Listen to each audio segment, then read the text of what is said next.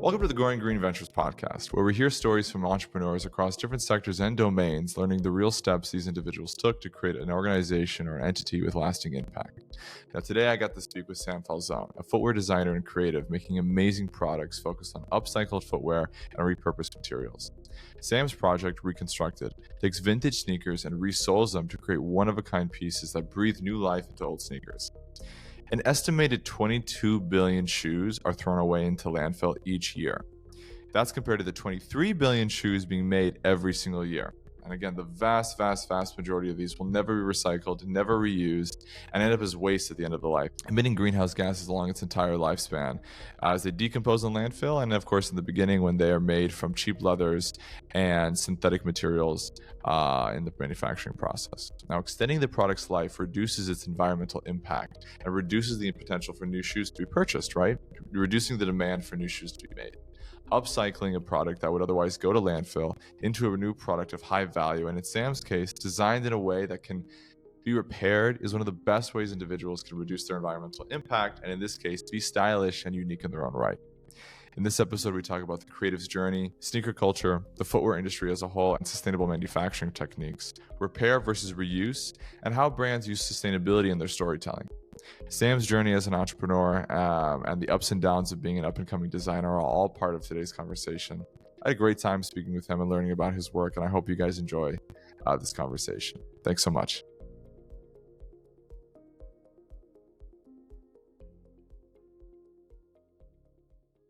Well, Sam, I really appreciate you taking the time to join us for this Growing Green Ventures podcast. Before we jump into the questions, I'd love for you to give a little bit of a background of who you are, your education, and really how you got into design in the first place.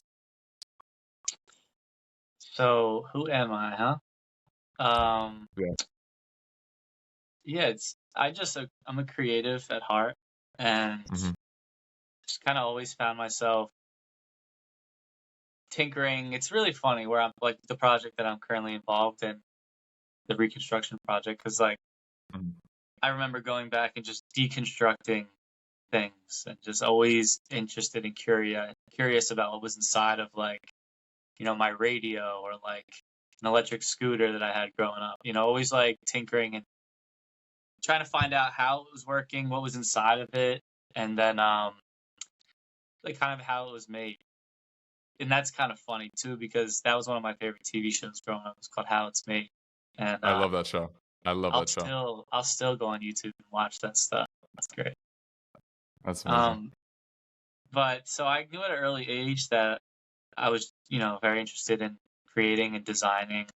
Originally, I thought I was going to be an architect or a carpenter. And at the age of 12, I got like a summer job, very illegal at the age of 12 to be working, but I was working as on a construction site, and I found out rather fast that wasn't necessarily on a construction site. Yeah, like laboring. That might be illegal. Yeah. It was crazy, but it was the guy who built my childhood home. Was like my neighbor, and he was like, if you want to help out around the job site, you can see how everything's done. So I was like, I would love to. But yeah, then I realized that was very labor intensive and just like really hard on the body, like seeing a lot of men struggling and like dealing with aches and pains. That was eye opening. And then I basically went much smaller scale from homes to like handheld things. And I grew up skateboarding, so I was always building skate ramps. Oh, cool. And on top of that, always destroying skate shoes, very rough on the shoes. So I was going through shoes like crazy back then. But it's another thing that ties into the project that I'm doing today is I had such an affinity for those shoes that I couldn't get rid of them. I would like stash them, because even though they were destroyed, like they had so much. I loved shoes, right? So I bought those shoes specifically because of the Pro Skater or Moment or Skateboarding Magazine, So like I couldn't just throw them out. I always just kept like a graveyard of shoes. Gotcha. Just battered up soles and and ripped uppers and stuff. Seriously, man, skate shoes are Yeah. disgusting when they're done with. Amazing. So you've always been into sneakers and you've always been into design. Tell me about the time that you decided to go to design school. You know, it was kind of a hard decision to make because I wasn't a great student in high school, but I was Mm-hmm. very active in my woodshop class and my home economics class. Like I was always making stuff. I don't know if home ec is the class I'm referring to, but I actually won a scholarship, very small scholarship for woodworking in high school. That's sick. And on top of that, I won best dressed in high school. So very interesting, like to speak to myself kind of on that level. I wasn't a great student, but I was very interested in clothing and furniture and making things. And that was like, if you looked at my grades for history and English and algebra, like they didn't reflect. But if you looked at my senior superlatives and my woodworking scholarship, that was like a true indication of who I am, not the report card. Of course. And I think that's great. I think, there's other ways to judge people in terms of performance in school. And financially, I never thought college was going to be much of a route for me. So I explored community colleges, and I didn't love it right away until I transferred to a university where I transformed as a student. I became like very obsessed with the work I was engaging in and studying and like history of design. I studied industrial design at Montclair State University in New Jersey. And I went to a few different schools, the community college I mentioned, and then I studied for Italy in a while, where I got to study specifically on leather goods and leather construction, leather technology for footwear and handbags. And that was a year-long program where, yeah, it was an academic year. So I was in Florence, Italy for 2 semesters, about 10 months. And like the highlight of my life to this day, honestly. It's like such an amazing time. And I really spent time like perfecting my craft and just getting to soak up as much information as possible. Because my professors were like industry veterans. And I was like I was just in such a good position to be under them in such an intimate class. Yeah. The class size was like, one of my classes, there was just 2 students. And the biggest class I had, I think, was 11 students. So it was like that kind of intimacy. That's how you really learn effectively, in my opinion, at least, in my experience. 100%. So you had this experience in Italy, and you were working directly with leather, both with bags and with shoes. And, you obviously came with this interest in sneakers. How did you go from, were you designing shoes yourself, and then that sort of evolved into the sandals that I've seen you create, and then it evolved to Reconstructed? How did Reconstructed come about? Yeah, it came about kind of like a necessity. Like referring to that graveyard of shoes earlier, I've kind of been rotating shoes throughout my whole life and like holding on to them for sentimental reasons, and kind of like also with the education that I have, I know I can repair these things, and there was like a guilt in me that I would get rid of them. Like they were in the condition where I'd want to donate them per se, but I know that because they wouldn't really mean anything to someone else potentially as much as they mean to me. So I would just kind of hold on to them.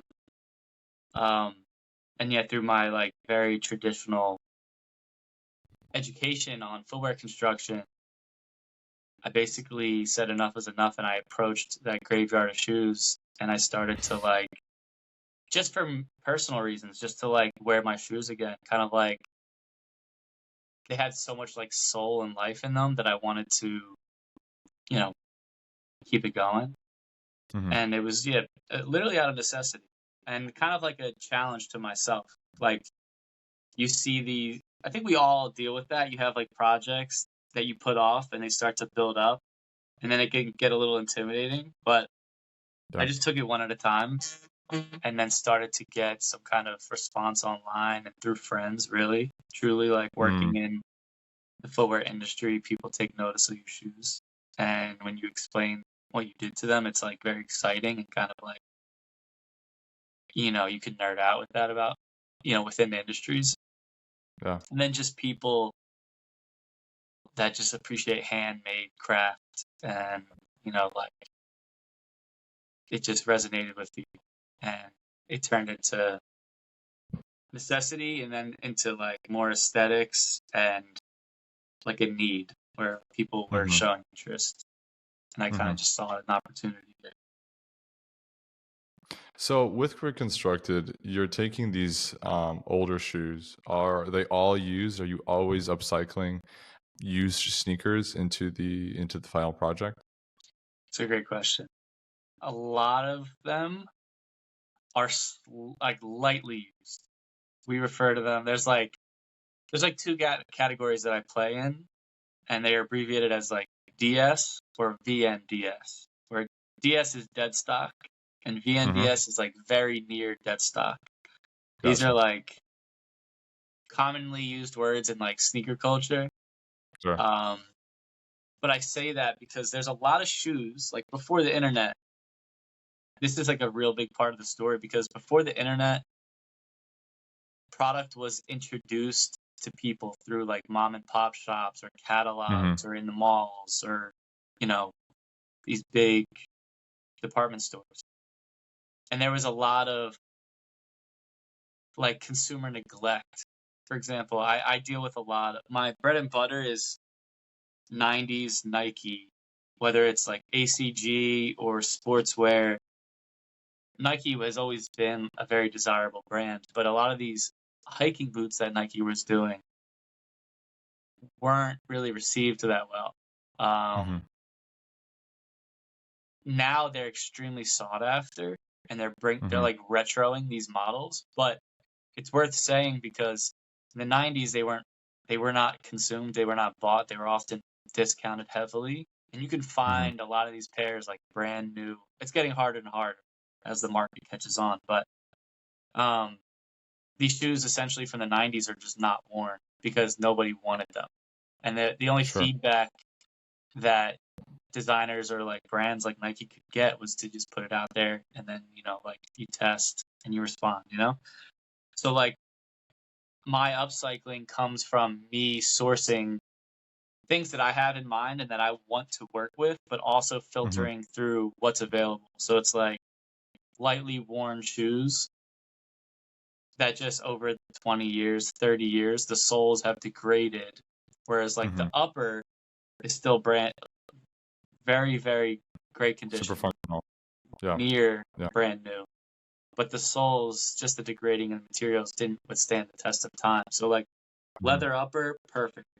It's gonna last a very long time. But the EVAs and the synthetic rubbers and soles and glues, they just break down and fall apart essentially, leaving just the upper left.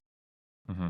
And it's really funny because you'll see people in the community like wearing their old shoes and like really excited that they're wearing their old shoes, and then the first step they take out the door, the sole just crumble Yeah. and fall apart, and they'll be going back inside to change their shoes. Yeah.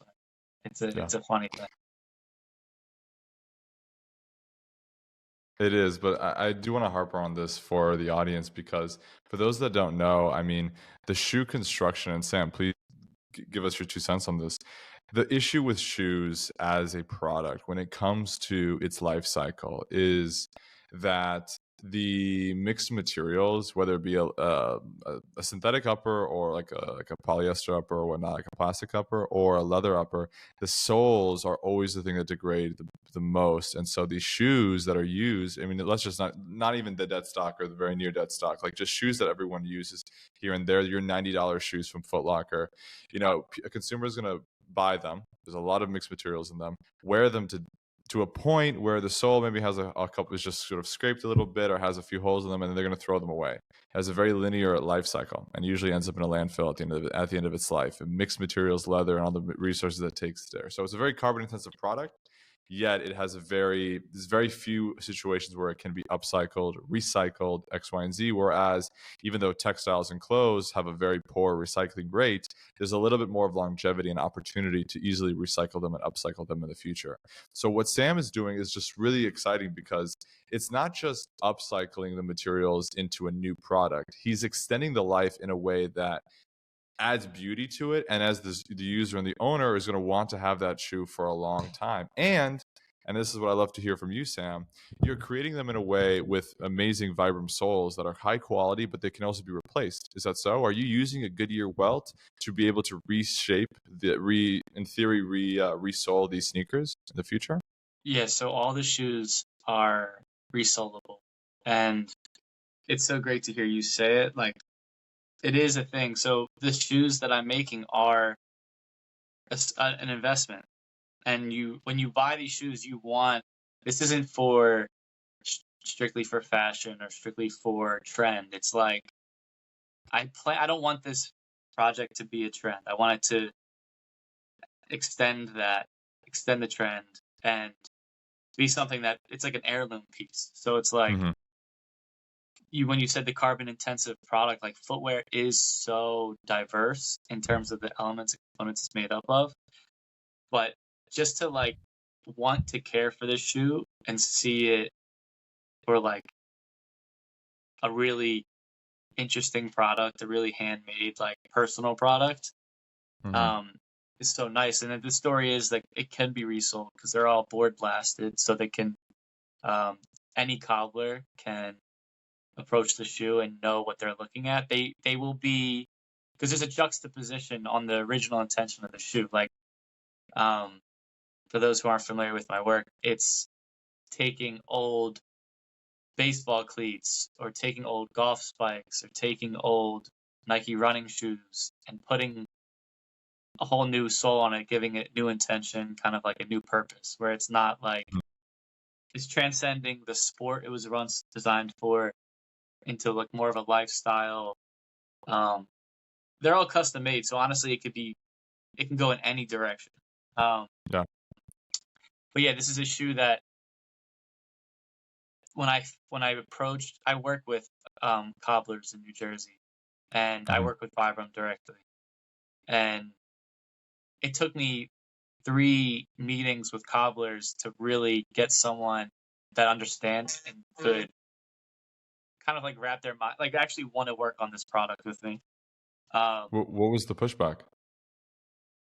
To be honest, cobblers are it's a different generation. I don't know if there's not many young cobblers, and they know what they know, and they're kind of like, Very old school about it. dogs don't learn new tricks. It's kind of that kind of environment. Whereas, so when I brought in like a really light constructed running shoe and wanted to put like a more robust sole on it, the guy was basically, which was a little rude. It was kind of just like, this is impossible. Like, we can't do this. Yeah. And I was like, well, I'm willing to pay for it and see how it comes out. And, like I did half the work already trying to show like the idea. And then there's like other people in this world playing with similar ideas. So I showed like reference pictures. And I was just basically greeted with like a little bit of, this is, just, it wasn't inspired. It just, he had no interest. Yeah. So like, it took a few people to find someone with, because there are a lot of industrial tools that are involved in doing this kind of work, and a lot of skilled labor that is shrinking. Like, there a lot of these cobblers and really these craftsmen that fix shoes, it's a dying breed, and it took a while to really find a relationship that works, and I'm still building this relationship and perfecting it. But yeah, any cobbler could see the shoes that I've done at one point, and they'll know how to approach it. based on the work that I've done to it to be able to resole it. But I'm also really interested in continuing my relationship with my customers to have them sent back to me directly. Yeah. Though that in theory doesn't make a ton of sense. Whereas like I would love to receive my product back and turn it around. But the shipping of goods is a little unnecessary when there is local cobblers, in every, you could find your local cobbler and create that relationship with him. I would love, how many people have really gone to take care of their shoes in our generation? Like it's a How many dying. people actually repair their clothes in general? How do they take alterations, Yeah. It is. A lack of care. And as consumers, we're becoming we're not great. We're not great consumers for the most part. And I blame a lot on the consumers. I like the education of product and I like taking care of, like, just, there's a lot of mindless consumers. Yeah. I think that we have gotten used to such disposable products across the board, convenience at all costs, and that's translated into product categories like clothes and like shoes that back in the day were made with quality. We bought few of them. They were obviously of higher quality and better materials, but obviously we also learned how to repair them, and that we prioritize that. And so, Sam, I'm curious to know, from your exposure to footwear development overall, what could the bigger players do to create a more sustainable footwear sector?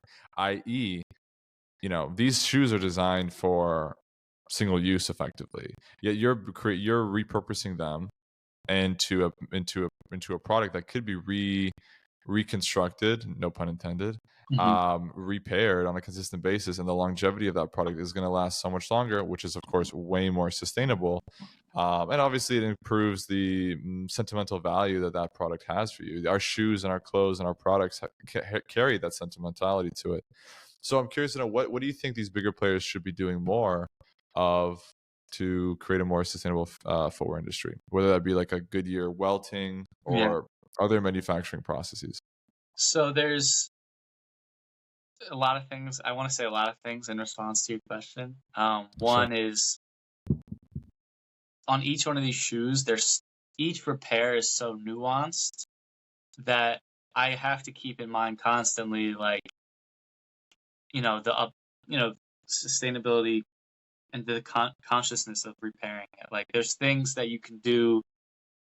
When I met the cobbler I work with, he had a quote on his front desk and said, "The question is it worth repairing?" And it said, "Ask me." And it's like, a lot of this product today is so disposable, and it's not really meant to be repaired. Like, there's really no intention of that there. Whereas, like, you talk about the Goodyear welt, like, the intention of that is so that it could be, worked on and resold, brought back to life. And these are like brands, like companies like Vibram they have a Repair If You Care program, or the Continuum program, and they offer solutions to fixing shoes and different sizes for every shoe, different products to really like appropriate each category of footwear. So like a big player like Vibram is amazing at, they have very good resources, or like they work with cobblers to supply them and educate them on product and how to do certain things. But they are just a supplier for rubber at the end of the day, and like the component that you talked about wears the most on the shoe, which is the outsole. It tends to get the most wear and tear, and so they are pretty great at offering solutions. But the companies that are supplying, the entire product from laces to, top down, it's just more, it's a tough one, because it's like a lot of these shoes are designed these days to be so performative, and that it's like the lightest shoe, when you when you're designing for performance, and that's the main goal, you could do amazing things. Like you can break records, you can design the shoe with the best propulsion and like the lightest shoe or the most grip. But then you lose, like, you have to balance that or counteract that with the longevity of the product. A lot of the times it's not even considered anymore. It's like, when you get into performance, that becomes the main goal. And it's I don't really have the answer to how to approach that. But it's, for example, other shoes that I approach are like, I'm approaching old ski boots and old, like, That's these, cool. a 20-year-old pair of ski boots, that's risky business, if you want to go skiing down a mountain and you have any part of that shoe that's degrading, like, you're putting a lot of risk there. So you're always going to want a product that's going to perform and have security and have, like, you can trust it. You know what I mean? You don't want to be thinking about, is your shoe going to fall apart when you're on the ski lift? Yeah, totally. So that's a really good example of, like, you do need new products sometimes just for security and for, a new story. But how we get to that product, I know a lot of brands are taking a stab at that, playing around with what that could look like as a circular system. But it gets really tricky. Consider performance and longevity. So, Sam, I mean, what you're saying really brings up another question in mind, which is the weight that one puts on to the importance of material selection, right, and choosing sustainable materials and whatnot, versus other components of the design process, like designing for disassembly and designing for repair. Can you speak to the weight that you think designers should put on either material selection, right, finding those materials that have a reduced environmental impact, or a systemic approach to design, i.e. designing for disassembly? Yeah, there is. Immediately something comes to mind that I know is in production right now at Vibram, which is I don't know if I can talk about it yet, but it's a very interesting approach. It's this new approach about making repairs more accessible and more do-it-yourself, and kind of using the tools that everyone has. And I'll just put it out there because I don't think there should be any secrets, and it was shared with me. But they're basically looking at how somebody can repair their shoes using a microwave as a tool to, like, fuse outsoles to shoes. And it's something that's very interesting in terms of do it yourself and, like, what does everyone have in their house kind of thing. And it's basically this. It's made of these elements that, with the heat or whatever the UV rays, the rays in the microwave, it connects and disconnects them. And I don't know how developed this is yet, but it's very interesting. And I think that that kind of outside of the box thinking, is genius, and also kind of connecting people to their product on a different level. Like, because a designer can make something that only they understand, but if you make it understandable for the consumer and make it an experience for them, I think you have something really novel there. Because, like, designer lingo and talk, I mean, it's also the designer's job to communicate things and make things really easy to digest. But that's one really interesting lead I've seen in that direction. For sure. No, Vibram has always been doing really amazing work. I've worked with them in the past myself on some material projects, but they do some really cool things. And two questions for you, Sam. First is, how did you really evolve this relationship with Vibram? I know they're very selective with who they actually work with, from what I understand. I mean, a Vibram sole, for those that don't know, is like almost like a status symbol in terms of quality. that any footwear brand would love to have. But how did you develop this active relationship with them? And then on top of that, I'd really love to learn about your point of view on quote unquote sustainable brands, i.e., those brands like a Rothy's or an Allbirds that really lead with sustainability as their main story point, and trying to capture that environmentally conscious consumer as their focus. I love two different Yeah. questions. Let's start Yeah. with the first one about Vibram, and then go to Well, your take on the others. let's start with the Rothy's and Allbirds, because it's like, this is product. I'm such a brand person. I always have been such a brand obsessed person. Just because of, like, as someone who's considered and made brands myself, it's like there's a lot that goes into it. Like, what do you want to communicate?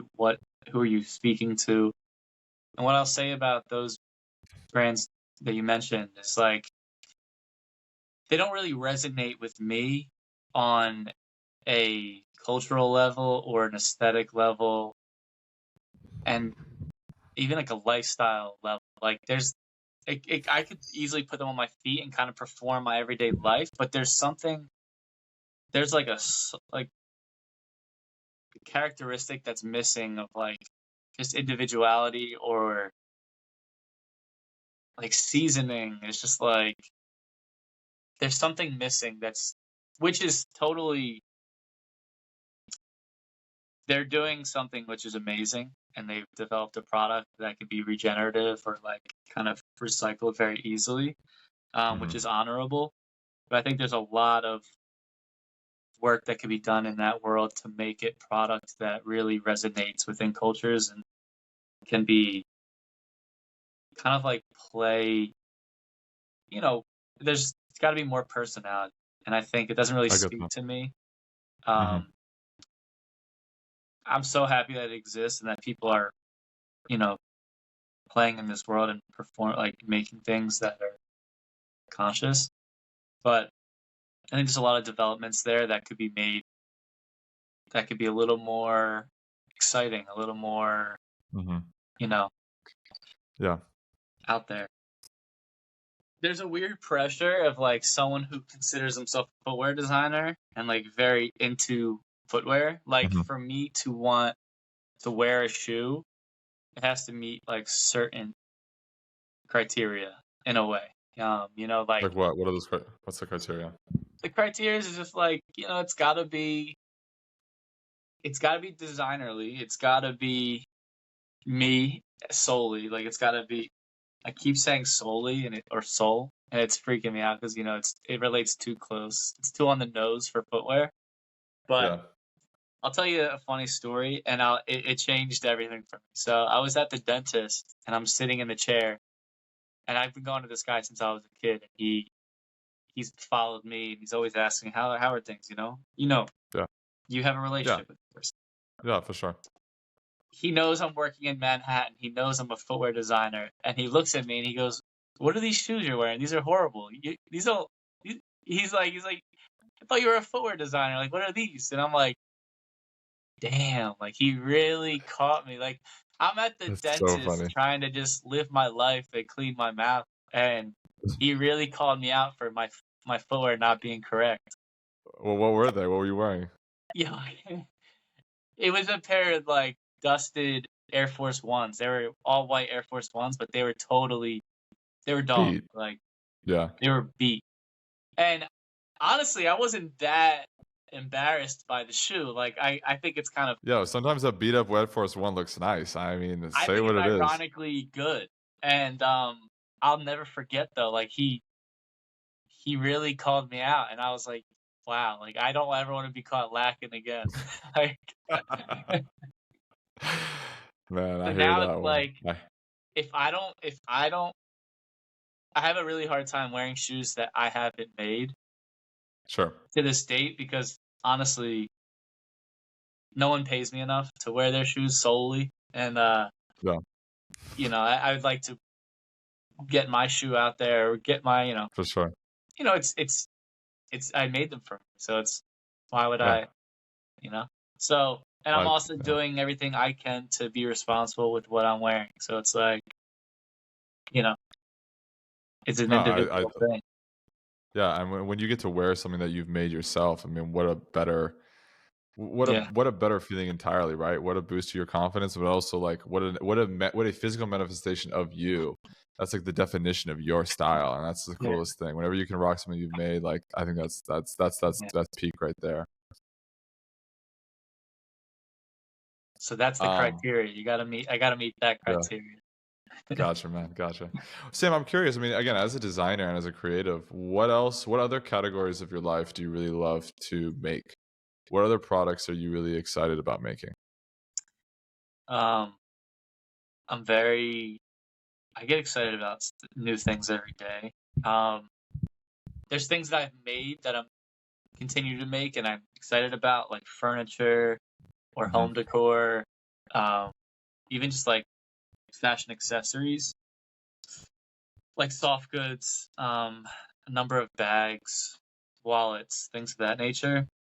Hmm. But then there's so many categories that I haven't played in that I still really look forward to. Like jewelry is something that I've been dying to get my hands on.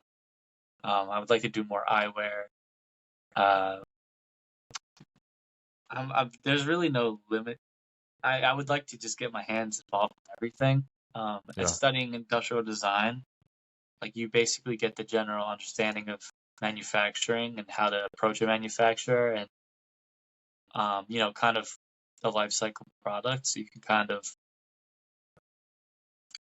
and that's also a really good education because you can do things differently too. Like they're like going to a cobbler and wanting to do this project that you think the cobbler's aware of and doing, but it's different, right? So it's like Yeah. taking your discipline and going to a different product category as a designer is like your approach is going to be slightly different than everyone else's, and Hmm. sometimes that that slight difference stands out and like speaks volumes,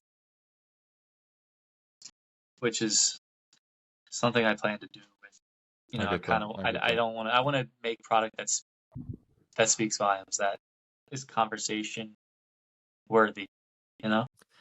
For those that don't know or haven't seen Sam's Reconstructed footwear, they are conversation starters. I will say this as someone who has again worked in the footwear space and has seen the sort of the fashion kids in New York City and all that jazz. Like these things are not really seen.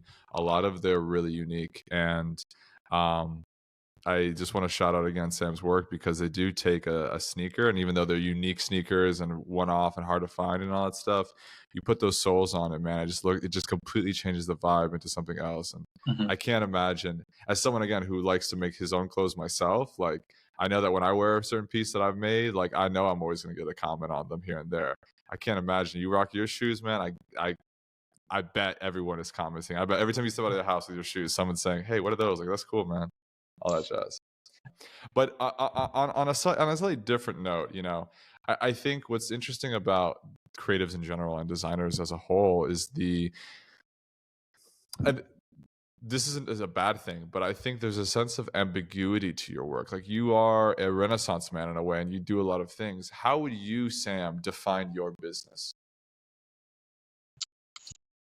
It's been really hard for me to define actually, especially as Hmm. such a new young, um, like getting into the my own business and Hmm. playing in this world.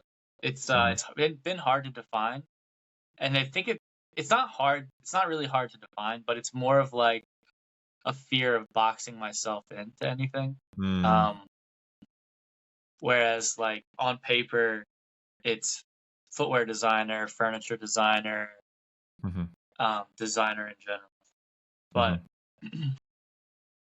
I would like to take my my discipline of upcycling or my approach to repair and reusing into different categories. And it's something that I think about all the time. Like, what does that mean in the automotive world? What does that mean in architecture? What does that mean in transportation? What does that mean? There's all these different categories. Like, even like furniture. how do I design brand new furniture. I've never, and I use deadstock fabrics a lot of times, but I've never approached furniture as like a repair, reduce, reuse kind of way. And that does excite me. And I know I've seen it done. There's a lot of people, there's even TV shows, I think, on this. But yeah, I've never really dabbled there. Something that interests me. But on paper, it's just pretty broadly designer and just someone who's curious. I love that. I love that. Now, Sam, to get to dive into the business though of what you do, how does one price a one-off product? How do you actually go about deciding on the price of your shoes and subsequently any work that you create? Yeah. So this is a good part to circle back. We lost a little audio earlier when you asked me about my partnership with Vibram. And I think this is a good time to tie that in. It's like, it's one of the hardest things as a designer is charging for your time personally, because I hate when money hinders or complicates the project. And this is always the case for me. It's always like, you said earlier too, in a different circumstance, you said convenience is king, and like having something ready now, like fast, boom. It's like, for me, projects often get compromised, and this is just being a good business person. They often get compromised due to finances, and this is being a good designer. You have to understand a budget. You can't doesn't make sense otherwise. So understanding, the perceived value of a product and knowing the general, what people are willing to spend on a category of product, it varies so vastly. But I'm just charging for my time, like my labor, cost of materials, and basically getting it from out of my hands into the customer's hands. So I'm still getting comfortable and confident with charging for my time and labor. That's always something that I actually will cut. Like, I'll pay my guys first. I'll pay the people I work with first before I pay myself. And it's because I really, well, it's actually a beautiful thing to pay someone else and to give someone, like, someone's buying something from me, so you think it would be a beautiful thing, but like, I got to make it affordable, right? So, a lot of, there was a post recently that someone reposted my shoes, and they were like, it was great, good feedback. They were highlighting my shoes, and then the very last thing in the caption said, "Would you pay $675 for these?" And the comments were great, because there was little context. Like, they don't know. It wasn't really my crowd. It wasn't my customer. It wasn't my following. So they don't know what they're looking at per se.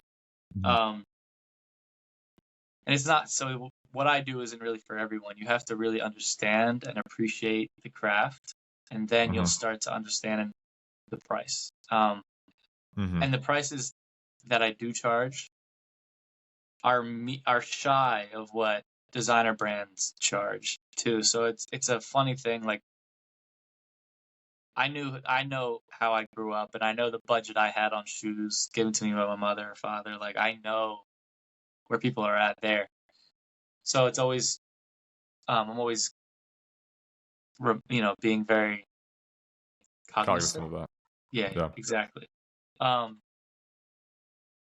then you see a lot of this other product out there that maybe doesn't speak the same volumes or do quite what yours is doing. And it's kind of like, but yeah, at the end of the day, I price things because I know what my time is worth. I know what my overhead is, the cost of living, like my lifestyle. I know what that is. So as long as I can meet that and live a happy life, like, thus far, that's worked out for me. Gotcha. It's a difficult thing though. So it's like, but it all comes down to time and labor. and the Hmm. projects that I engage in are very intimate and one of one. So it Hmm. is a lot of labor. It's not like I'm mass producing these things. It's not like I designed this work and 100 are made, 1,000 are made. Of course, one of I do all ones. this work and one thing comes out of it. Yeah. And then I do it all again and another one thing comes out of it. It's each shoe is so nuanced or each project is so niche that a lot of the time and energy behind the closed doors, like people don't actually know goes into it until you break Hmm. it down and show them as like a sandwich. Like, you know, all the ingredients to a sandwich, just like the composition of a shoe, is like there's time and energy that goes into each one of those pieces. Yeah. Sam, I always have to ask these questions to my guests because the purpose of the show is to really shine light on the entrepreneur's journey and the real journey of that is the real struggles that come with that. So, you graduated college, you're starting basically these design projects of these brands and whatnot. What are you doing for money for your own personal life? Like, how do you are these businesses paying you, or are you involved in other organizations as well? What does Sam do for money in this period of work? So, for a long time, I've been a designer and freelance designer.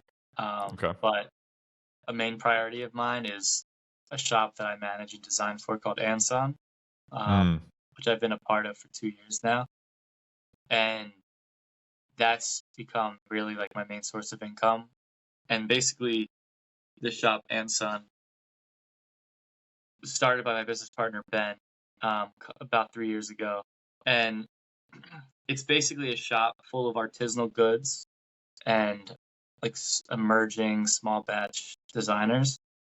Hmm. And that's actually how I came into play. I was actually one of the designers that was my product was picked up by the shop and sold, and that kind of created a relationship to the point where I would just consistently visit the shop and engage and like be so excited when I would go,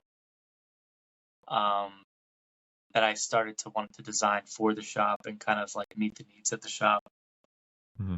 until that actually just happened naturally. And I went from my corporate job in footwear to um, managing and designing for the four walls of the shop, and Cool. also getting an opportunity to meet my customer and sell my things face to face. Because as a Hmm. designer, you lose that kind of interaction, and Hmm. you're just like constantly designing, and like you get numbers and reports back, like, oh, the product's doing well, people are receiving it well, it's selling, keep doing it, Yeah. sell more, let's just keep, but like to make and then put on the floor and sell to someone, it's just so rewarding and so fulfilling that I've kind Yeah. of been enamored with that circular system, versus the other one. Uh, Hmm. so getting the opportunity to put my product on the floor as well as highlight other independent designers around me, and like, the Ansun team is very small, but we view the shop as a pedestal to put work on of other artists. So it's like when you come into our shop, Ansun, you'll see craft from people doing something a little different within their world, like whether it's ceramics, woodwork, clothing, art in general. Hmm. You're always going to see something that's a little off or a little handmade or a little just totally extraordinary, like outside of Hmm. the typical realms of product. And that's what, that's a big source of income for me and a big Gotcha. source of joy, like getting to Yeah. work with independent designers like myself and kind of establish relationships and collaborate and build off of, and just support in general. Like, Yeah. as a designer, I know it's difficult to trust someone with your product. Like when I make something, if I'm giving it away to be sold somewhere, like I just want to know that it's in the right hands and can be spoken to and Yeah. handled with care. So that's kind of like a role that I play at the shop too. Gotcha. Sam, I mean, this is another, I mean, on that note, so you went from a corporate footwear designer, and you were working on the projects on your side, and then you went to, and you sort of took that leap of faith into designing full time, and obviously working with and Sons. What have you done with, and again, specifically during this transition from corporate designer to your own design work, prioritizing your own design work and working with and Sons, what did you do for health insurance? Interesting. It's when I was working in corp. So currently, I don't have health insurance, and that's I live a pretty healthy lifestyle. I definitely try and keep up with myself. I go to the gym. I monitor my Good, diet. So good. luckily, I've been great. I haven't had Knock any on real wood. issues there. Yeah. Knock on wood. Mm-hmm. But yeah, when I was working corporate, I had that, coming out of the paycheck, and things, Totally. felt, the security was there. But yeah, now I'm just rocking in the free world, just like making sure, we dodge all that illness and that helps. Don't get hit by a bus. Yo, knock on wood once more. Yeah. I get that. I get that. I mean, again, I asked this to highlight, the real variables that designers have to go through. This is a sacrifice that you're making for the long-term success of your work. To that point, Sam, where do you see your business going, and where do you see your design work going in the next 5 to 10 years, right? What does success look like for you down the line, both professionally and personally?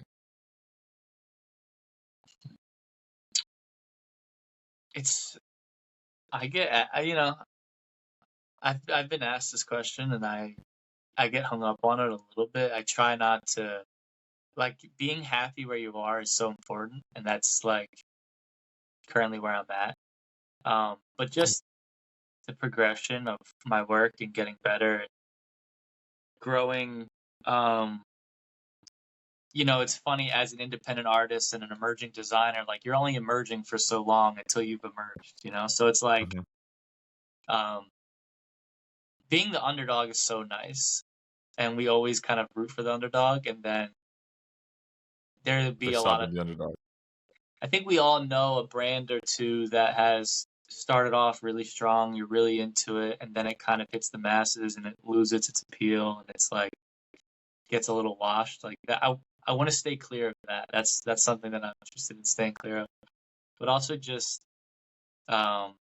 staying true to myself and creating things that I always align with and feel responsible for, and can kind of see through and through, with like creative control and just direction. Mm-hmm. Because I think it's like it feels a real spot in my heart, like, to create something that fulfills a lot for me. So it's like a constant thing as a creator, and you never really get satisfied when you're creating. You always want to keep creating. So I just want to make sure that it's always going to be responsible and just conversation oriented. I love that, man. I love that. Yeah. Do you see very open-ended, but that's kind of how I like things. I know that makes total sense. Do you see Reconstructed, an evolution of Reconstructed evolving still within the Reconstructed name? When it comes to like repairing and upcycling and repairing other lifestyle products, consumer goods, X, Y, and Z? Yeah, I've played with the idea of like, what does that mean for these different product categories. I kind of view Reconstructed as like a stepping stone, and kind of like being a forward designer for a big brand and stepping away from that, but still having my foot in the footwear world by doing this project. I kind of see it as like, especially with, the acceptance and like the appreciation for the project by others, like, I see it as like a springboard to what could be next, without never repairing again, like without ever engaging in this kind of work again. Like I still want this Mhm. work to be engaged in. I want to shed light on it, and I want to like, you know, nod the hat to the other people doing it. Mhm. But yeah, I think it could mean original product, whereas like my uppers are used from other brands. Like I think it could be more original, Mm. where it's, you know, the product through and through is it's Samuel Falzone. Less about the name, just more about the actual final product. Originality of it, yeah. Trying to see Yeah.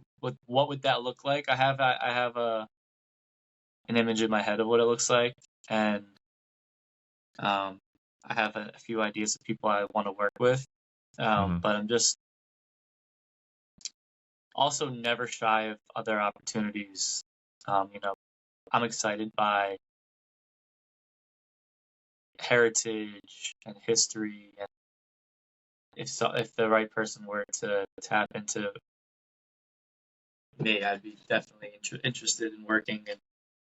And going back to a corporate setting isn't something that I immediately would look for. Um, Mhm. but engaging with smaller independent houses or designers is something that I want to continue to. Beautiful, man. Beautiful. Well, Sam, with that, is there any last words for the audience or any last comments you would give to aspiring designers and aspiring entrepreneurs who want to follow in the same vein as you, in the same footsteps as you?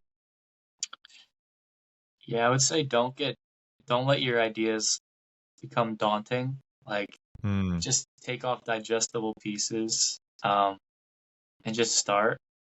But also don't lie to yourself too. Like if you're gonna talk about it, just be about it, do it. Um, and just commit to yourself. Like you owe that to yourself to do it. Like if you have an idea, you owe it to yourself to see it through. Um, Hmm. and it's all about how far you want to take it. Like no one's gonna push you like you can push yourself. And if Hmm. you do need that drive.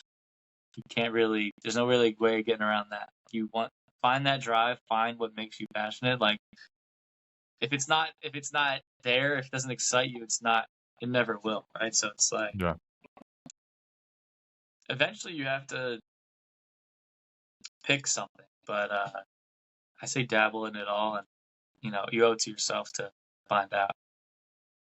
Beautiful, man. Well, I agree with that, and I want to acknowledge you for you taking on your own advice, I guess, because for those that don't know, I met Sam many years ago, and I followed him on Instagram and things like that, and over the years, I saw his projects sort of evolve from like a sandal to this to that to these like really cool new sold old shoes, and it just became something else, and it's really inspiring to see someone take find, I think, their real voice in through design in a product category that can be a little bit stale or a little bit just sort of defined by the big boys. And it's so cool to see someone take what is otherwise waste, right? Old sneakers, effectively, sneakers that just stay in people's closets, and upcycle them and repair them.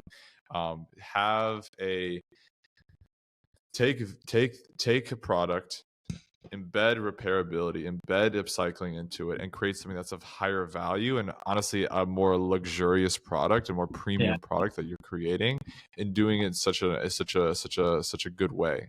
So I want to acknowledge you for that, and I just look forward to seeing the success that comes your way. And again, thank you for taking the time to speak with me today, and for our audience.